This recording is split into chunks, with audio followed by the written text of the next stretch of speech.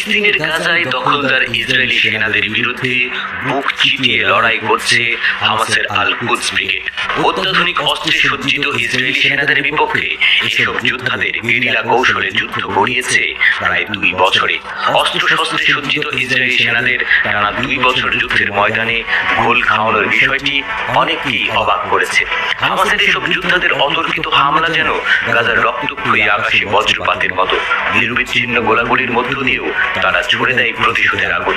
শুষ্ক মরুর প্রান্তরে এসব প্রতিরোধ যোদ্ধাদের অতর্কিত হামলায় ব্যাপক ক্ষয়ক্ষতিতে পড়েছে ইসরায়েলি সেনারা, এমনকি প্রাণও হারাচ্ছে বহু সেনা।